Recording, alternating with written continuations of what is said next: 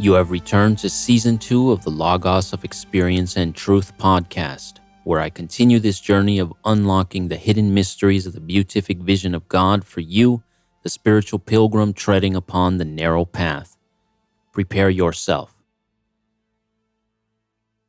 Episode 15, Experiencing the Mystery. Welcome back to the Logos of Experience and Truth podcast. I will apologize ahead of time and state that I don't know where to begin this episode. So many things occurred and continue to occur that though I have all my notes of each of these experiences, none of them have dates, so my mind is searching for a timeline to follow. But since there isn't one, I feel sort of scatterbrained and am mentally trying to group them into categories so that it's easier for you to follow along while listening to this or reading it via the ebook. After reviewing some of the Eastern religions, I opened up to reading more contemporary writings about God and spiritual ideas and concepts, or New Age stuff, and this is when I began to learn more about synchronicity after reading some Carl Jung, probably while I was in my philosophy of religion class. To further drive home the infancy of knowledge between the history of Catholic and Protestant Christianity I had at this time, though I had bought a Catholic Bible, since I was living in West LA, not that far from where I had lived in Santa Monica 10 years prior as a child, I wanted to go somewhere familiar for church services, and I wound up going to the Episcopal church I used to go to down by the 3rd Street Promenade. It was an excellent choice, and again, to further this blurring of what makes it difficult to discern the differences between the two, then for me, as I'm sure it does for others now. Literally right when I started going to this church, a few of the members had started a centering contemplative prayer group that's based on the works of St. John of the Cross, a Catholic saint, that some other modern-day priests had formed into what is called the centering prayer movement within these circles. Father Keating, I think, was his name, and the book I think was called Open Mind, Open Heart. In one of those weird synchronous things, after I read why the church disapproved of the interpretation of St. John of the Cross's works found in centering prayer and the works of this priest, the book sort of vanished from my library of books, and I actually have no idea what happened to it. Anyways, it was here where after telling my tale of the near-death experience during the new member orientation when a lady I was talking to told me that God had been trying to get my attention and needed to drop a boulder on my head to do so. Having read the Bible now, I was also starting to form that internal knowledge that God puts those he loves to the test to refine them like gold in a fire over and over again. Since then, I've sometimes seen this idea in the positive, sometimes I've seen this idea in the negative, and I've loved when I've read stories like St. Teresa of Avila recounting a time she was walking along a road talking to God, and I think it was a cart that rode by and splashed her with mud, and she told God it's because of stuff like this that you have so few friends. Or the Muslim way of expressing this conundrum, if God lays hands on you, how can you complain or fight it if God's the one doing it? So this is where I started learning to meditate, going to this centering contemplative prayer group weekly that focused on the work of a Catholic priest, 2 Catholic priests in fact, though I think the priest author of that book, Open Mind, Open Heart, was eventually excommunicated, and meeting this group at an Episcopal church. Kind of funny when you think about the Catholic Protestant thing. My next strange and horrifying experience happened on one of these nights after leaving the prayer meeting group though, and it's the primary reason I never ventured toward anything other than the more ancient forms of the church. Not that I have anything really against evangelical Christianity other than their hostility towards anything not evangelical Christianity, meaning their hostility towards me since I'm Catholic and that they somehow have convinced their members that the Catholic Church is some type of a cult, which would make it a pretty ancient and massive cult and the fount from which their Christianity emerged since the Catholic Church gathered, compiled, preserved, and edited the very Bible they use. Not in King James's time, which is what unfortunately many Protestants seem to think, but in St. Jerome's time around the year 400 AD. But anyways, it was because of what happened on this night that I never bothered with anything other than Episcopal, which is essentially American Church of England alongside Anglican, or King Henry's Church, or the first real split from Catholic other than Eastern Orthodox, or the Catholic Church. Just for context's sake, I'm now many moons removed from any and all drug use, so probably starting at this point, anything that I say that I saw no longer has any potentiality as having been the result of recent drug use. I'm not sure how long that stuff stays in your system. There's that myth of the spinal tap of acid resurging in a user up to a decade later since it stays in the spinal system fluid or something like that. but I never found myself frying balls within the decade after having taken acid, so I'm pretty sure that's just a myth. I was walking up the street from the church towards where I'd had to park my car. Anybody that lives in the West LA area knows what I'm talking about, but if you've never been, finding parking is hell on earth in West LA. For instance, on my first day of school at Santa Monica College, even though I was stupid enough to buy the parking pass since there was no parking anywhere to be found even with a stupid pass, I had to drive up and down the side streets trying to find parking. I got 3 parking tickets on that single day, running to my car to move it after each class and failing miserably at moving it before the meter maid had nabbed me. Over the next 2 weeks, I was more successful and only got another 2 parking tickets. Hell on earth, just like driving the freeways there. So I'm walking up this street from the church to my car. I get to a corner and 2 guys are walking down towards me with flyers in their hands. They spark up a conversation and start asking me if I know the Lord Jesus Christ, and in my head I'm thinking, know him? I'm pretty sure I've seen him in the mystically mysterious way. How about you? Since by now I'd come across the concept of mysticism, probably from the prayer group meeting, and was understanding that what I'd experienced was some type of mystical experience, which is interesting since even that early on I was already moving my concept of what had occurred beyond the near-death life review experience and into the mystical. They began to tell me about their church they just opened up, handing me their flyer and that I should stop by and see what they have to say. I told them I was already going to the church just down the street, and they tried to tell me that church didn't have the truth of Jesus Christ, but that they did. And as they were talking, their faces morphed from normal human faces into fierce, animalistic, bestial, demonic faces as they continued to try and convince me that they were the ones that had the truth of Jesus Christ. 2 random dudes walking down a side street in Santa Monica in jeans and t-shirts. Upon seeing their faces, I was already scratching the dirt with fists clenched, thinking I was going to have to throw down with these demons and praying that God or St. Michael or St. George, since I'd already been reading my Angels and Demons book, give me the strength to send these devils back to the netherworld, but they quickly gave up their attempt and continued down the street handing out flyers to another passerby. Again, my notes say this experience was about 6 months after the awakening near-death experience, so no drugs or alcohol at all in my system. Either I was just hallucinating and crazy, even though I never saw anything like this again, and I only say that because if I was hallucinating and crazy, wouldn't I have kept seeing stuff like this? Or I saw what I saw. I'll leave it at that. The next experience came in a rather organic manner. I don't think I knew fully what I was getting myself into, but it did help to understand that there are things human beings can do and have done to produce and or generate spiritual type experiences beyond just drug use. I was already understanding prayer and meditation accomplished this, like the tortoise versus the hare, where the hare represents drug use in the old Aesop's fable, but physical exertion wasn't anything I understood just yet. Again, I'll just posit the question if this was synchronous or not, especially since it happens to every student in every college, not getting into a class you may have wanted or needed and then having to find an alternative. I didn't get a class I needed, and with options limited, I chose to take some type of music history class. It was very interesting. I learned to love the old dulcimer instrument while in this class, but for either the midterm or the final, I can't remember exactly, the teacher gave the option of either writing a giant paper about something or by going to a Native American sweat lodge that he had access to. I figured there'd be some drum pounding or something to tie it into the musical learning, and since I was intrigued by the descriptions of the experience the teacher gave, I signed up for it. I think there were only 2 others from the class that chose to do this. I feel terrible I don't remember the Native American tribe that's up in the Santa Monica Mountains that held the sweat lodge, but all I remember was the road up to where they were at was off the 1 freeway, otherwise known as PCH or the Pacific Coast Highway, somewhere in Malibu. It was a terribly awful road with tons of rocks and potholes in it, and I'm sure it jacked up the alignment in my car. The only offering they requested was tobacco as a gift, and I remember taking like 2 or 3 packs of Bugle tobacco, which must have offended them, though I'm not sure if that Native American Spirit brand existed back then, and probably didn't offend them as much as being handed packs of Marlboro cigarettes that I saw handed to them. It was freezing up on that mountain while everybody started undressing and preparing to enter the lodge, crazy windy, and the smoke from the bonfire they had outside was following me for some reason and was scorching my eyeballs.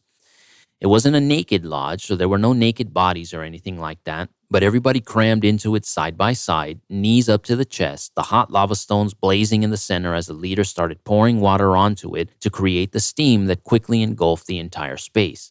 They'd periodically open the flap to the lodge, and though it gave some relief to the steam bath, it was only temporary, since opening the flap seemed to encourage them to drop tons more water on those rocks once again closed versus prior to opening the flap. There was no drumming, so I guess the musical component was the prayer chants the Native Americans were doing inside of the sweat lodge as they prayed to what they called the grandfather in the sky. I wish I could remember more of the words they were saying, but my mind was so filled with thoughts of burning steam in my nostrils, lungs, and chest that I was quickly unable to focus on anything the leaders were doing, saying, or chanting, and was instead focusing on putting to practice everything I'd been learning up to that point about meditation. Trying not to think about how hot it was, trying not to think about the burning sensation in my nose, trying not to think about how with each breath it was like I was smoking weed, but instead it was hot boiling steam, and even though I'd breathe it out, it never really left, and when my next breath came, in went the giant cloud of steam once more, and it felt like I wasn't breathing at all and just suffocating on steam. My feet and knees were hurting from the crouched position. I couldn't fully sit down since there was a rock pressing right on one of my butt cheeks, and I couldn't move it since that would have meant essentially grabbing and pushing the butt of the person directly next to me since their hip was pretty much pressed against my hip in this crouched knees to the chest position. Also, wiping away the sweat became useless since it would form and return to dripping down my forehead instantaneously, but I had to keep doing it because if I breathed it into my nose or if it touched my lips, it added to the burning sensation since even sweat became volcanically hot inside of there.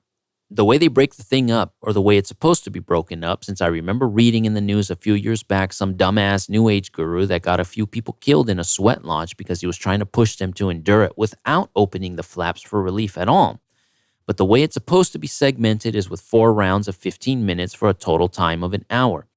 I don't remember when it occurred, though I think it was after the second round, so during the second half of the experience, and I honestly don't know what I started doing in my head as I was meditating. If not, I'd tell you. My inner voice is saying I began to focus on the steam itself and was accepting and allowing it to penetrate instead of trying to not think about it, since even though there was technically an escape and anybody could leave at any point, I was resolved to endure it to the end.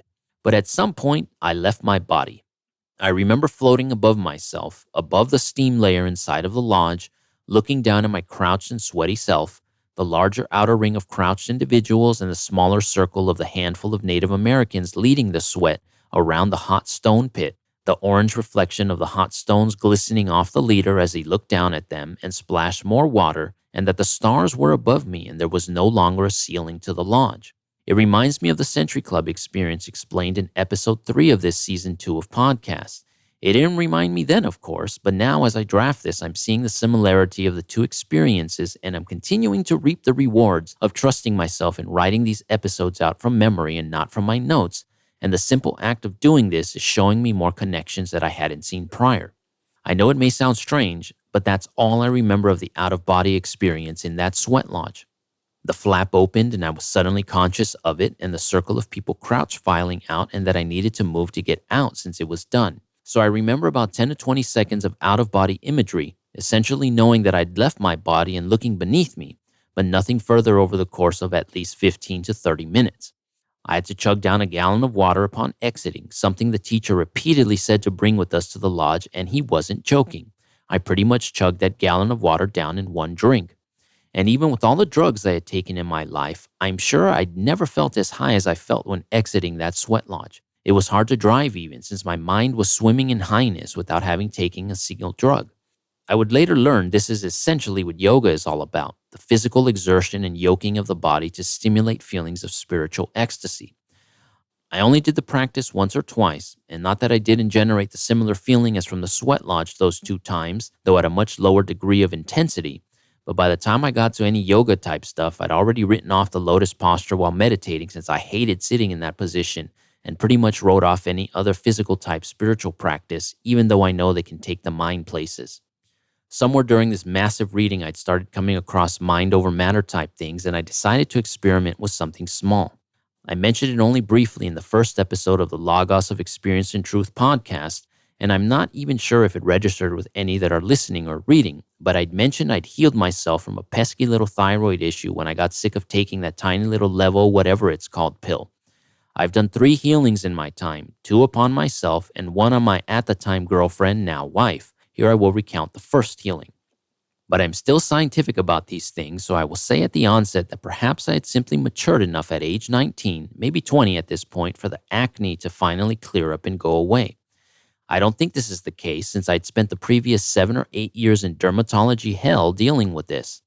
I'm not sure when puberty begins or ends, but since there are adults that have acne issues, I'm sure it doesn't have only to do with puberty stuff. The issue I had was though my mother meant well in taking me to a dermatologist and becoming a guinea pig for various experimental face creams, the constant going back and forth, use this, wash with this, do this, take these pills in the morning and at night, this made what should have been a small issue a giant issue in my head, and thus created and exacerbated the problem probably beyond what it could have been. Doing all of that made matters worse, to put it lightly. Anyways, at this stint, I had finally given in to the infomercials for Proactive, and I think had just started using it when I came across whatever you want to call mind over matter or spiritual healing type books and concepts. Much like I've explained in my method of understanding other things, I narrowed down what exactly about the acne bothered me.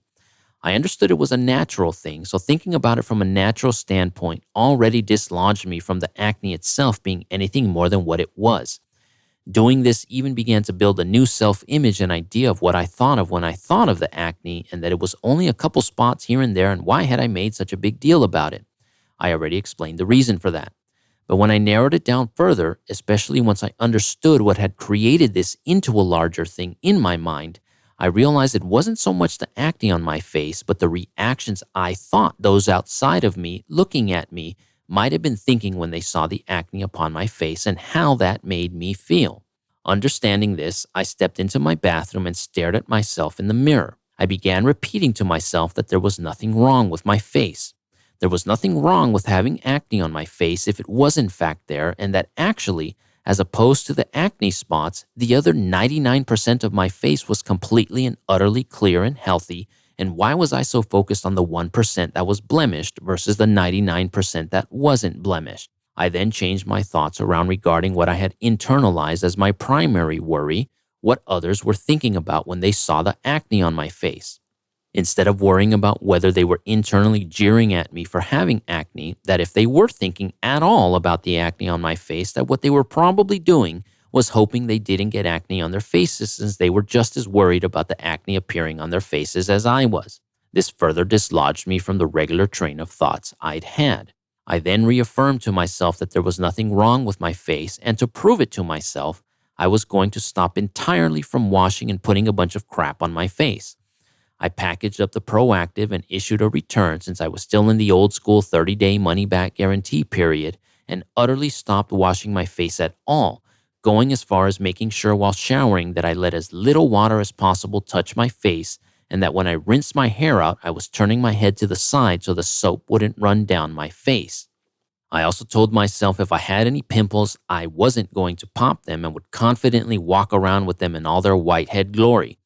The next day in school, I also reaffirmed in my mind when I caught people looking at me that yes, I have a white-headed pimple on my face and that they should fear acquiring one themselves, since would they have the confidence to walk around with it unpopped as I was now doing. Hardcore stuff. In 5 days, all my acne cleared up. So again, maturity, confidence, the change in thoughts and thinking, changing the daily external habit of washing and smearing crap on my face twice a day, you be the judge. Just know I'd been dealing with it since middle school with never a pause or a break. I guess I'd also stopped smoking weed and drinking, but if that had been the cause, shouldn't the clearing up have occurred sooner since I'm several months now removed from it? My eating habits hadn't changed either, so all the times the derms had said diet was the cause went down the drain for me as well. So you choose to decide if it was any one or a combination of it all that cleared up the acne. I know this isn't the traditional laying on of hands healing, more just personal healing, but the laying on of hands healing would come later. I'll recount that in the next episode alongside dreams from this time period, but it may be a little out of linear context when we get there since that occurred a few years after the current time period we find ourselves in. But since it involved a dream, not my dream, I will tell it then. The experience I'll talk about next may seem like it's coming out of left field, but it was an experience that I had during this time and it's worth mentioning. But also worth mentioning when it comes to the conversations that surround secret societies and conspiracies, especially since I've mentioned those types of things a few times. There's massive amounts of that type of stuff on the internet, so I won't dive into any of that type of stuff since one can easily get lost in all of it. And in case you're wondering where my general stance is, if you disbelieve everything the media or government tells you and yet believe everything the conspiracy theorists say, then you are still locked in the problem of duality and the knowledge of good and evil, because to think that the conspiracy theorist is always telling the truth and the media government always lying is no different than believing the media or government is always telling the truth and the conspiracy theorists are always lying quacks. There is a mystery of paradox and perception here, and I'll leave it at that and will just explain what occurred. Not that I had any concept of any of these things back then and actually had no idea at all regarding such conspiracy things. I wouldn't come across the conspiracy stuff until much later. The West LA I was living in was this little tiny spot between West LA and Venice called Palms. I'd gotten used to walking down to Venice Beach Boulevard versus driving, even though it was only a few blocks away from my apartment due to the aforementioned hell on earth of finding parking anywhere. And if I turned left from where I was at, it was to hit up the Versailles Cuban food restaurant, which was one of my main sources of nutrition during the 2 years I lived there. Eventually, I turned right and meandered down the street, seeing what there was, and found there was a Masonic lodge there. Now, I'm still rather confused about the whole Masonic thing, to tell you the truth.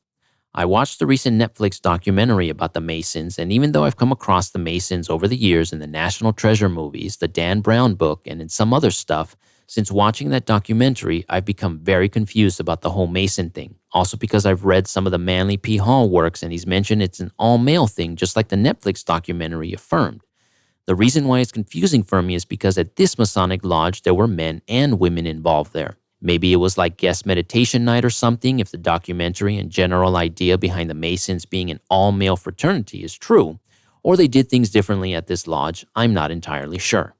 Anyways, I was walking down the street, came across the entrance to the lodge, and they were advertising a group meditation. I was already doing the centering contemplative prayer at the Episcopal Church and had already seen the Native American prayer chant at the Sweat Lodge, so I decided to give it a whirl to expand my ideas around what meditation was all about and came back on whatever night it was the meditation was held.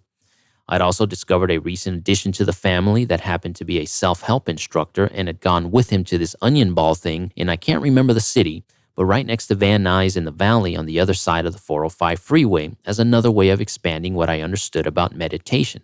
The simple use of the word expand should tell you I was now getting deep into the New Age or occult stuff. I think there were 1 or 2 talks about spiritual things on this night at the Masonic Lodge, and then the guided meditation person came up, spoke for a bit, and then started leading the meditation. Even at the time, I was sort of chuckling in my head since the entire scenario reminded me of that penguin scene from the Fight Club movie, but I was focused on seeing where this would take me, so I closed my eyes and started meditating.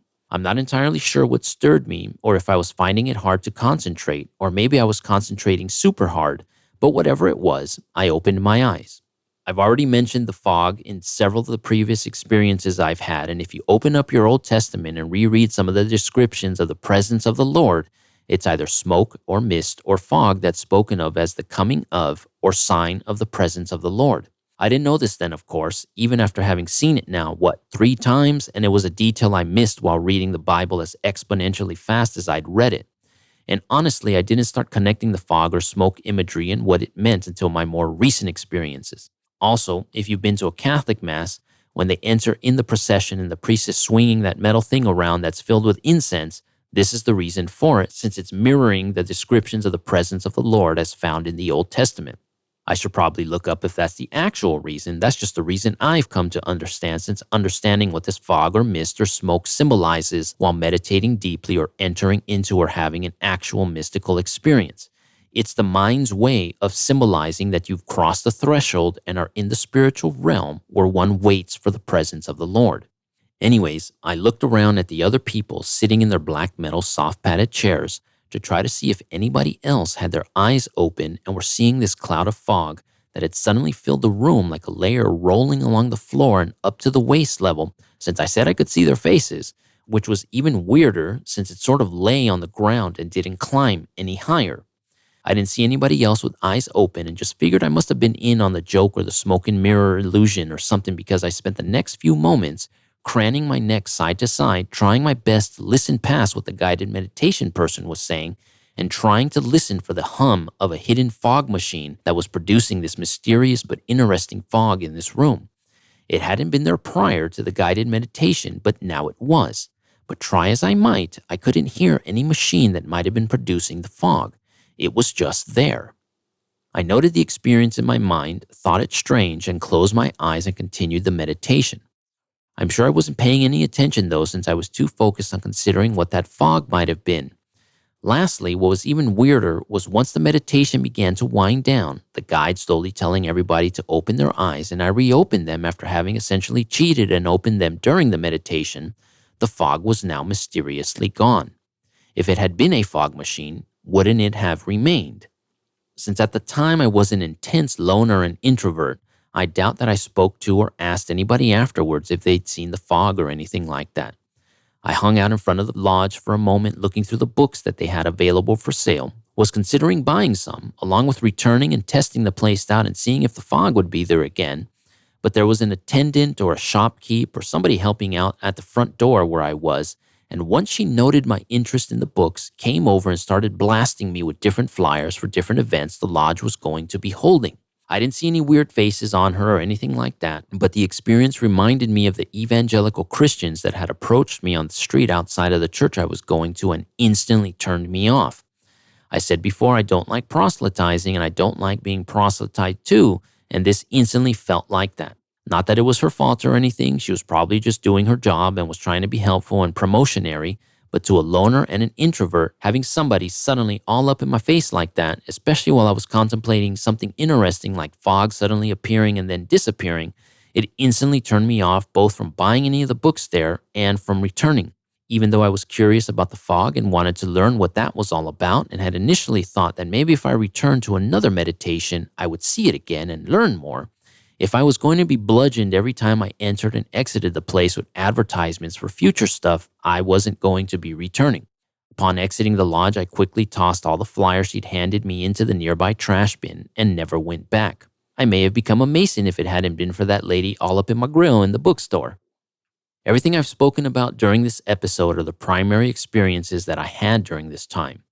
In between each of these and throughout my remaining time in Palms, West LA and beyond, I would experience constant synchronous type events that I suppose should just be assumed by the listener or the reader if you ventured this far into the Logos of Experience and Truth podcast and website. Probably the craziest and stupidest thing I did during this time, which I'll only highlight as a method of warning for the listener or reader to be careful of how far you take synchronicity in some of these different types of mind over matter spiritual practices, was what I'll call a dumbass trust walk. I became so confident in my abilities of thinking something out and then seeing it in the external, like picturing an available parking spot at the supermarket before going, and then voila, the parking spot I'd pictured was available just as I'd seen it, that I stupidly decided to put my life on the line in testing it out since I was already generating an invincibility complex. The more I realized I'd experienced what very few had experienced and understood mystically, theologically, spiritually, the depths of what it seemed very few understood. I was walking towards a street intersection and closed my eyes and kept walking, picturing the light turning green as soon as I entered the street and that I'd walk across this intersection with my eyes closed and not get hit by any passing vehicles. Again, anybody that's lived there or has visited knows that a red light means that 2 to 3 more cars can still drive through it or turn left, since a red light basically has no meaning in LA and generally anywhere in Southern California, but especially in LA. Luckily, the fates were with me. God sent some guardian angels to guard me. The drivers that happened to be nearing the intersection all decided to follow the actual yellow and red light rules of the DMV at that moment, or all of the above, since I survived my trust walk crossing an intersection with my eyes having been closed prior to entering into the intersection. So I'm sure there are dumb shits out there like I was, trying these spiritual practices in reckless ways. So always follow the road rules, since you never know when some idiot with his eyes closed is testing out the limits of synchronicity at a random time at a random intersection and is in need of those around him to follow the rules as he's breaking them, so that this idiot with his eyes closed doesn't get plowed over by oncoming traffic or red light runners, especially in West LA. But I did survive it, so that kind of says something about how strong my ability in synchronization had become, and I'll leave this at that. I said that I began to gain strange ideas from the influx of modern New Age interpretations of these ancient philosophies, and that was probably the most extreme example of taking these types of concepts too far. Hopefully by hearing my tale, you don't follow down that same path, but I will further speak upon this as we get nearer to when I fell once more, was tossed into hell once more, and needed to repent in all seriousness once more in the experience I've called the disillusion experience. But in the next episode, we'll focus exclusively on the various dreams and dream experiences I had during this time period that continued to tear the veil apart of the known and unknown, of the visible and the invisible, and the nature of the reality inside of our minds, seen inside and outside. Until then. If you have yet to visit logosofexperienceandtruth.com and borne witness to and made the connection of the near 1,000 images portraying what is seen during the mystical vision throughout all time, all peoples, all cultures, all traditions, the visual representation of the epitomes of science and all religions, make sure to visit and see and judge for yourself if what is shown equals my claim to experience and truth, and that which potentially unites all the deeper hidden invisible mysteries of humankind.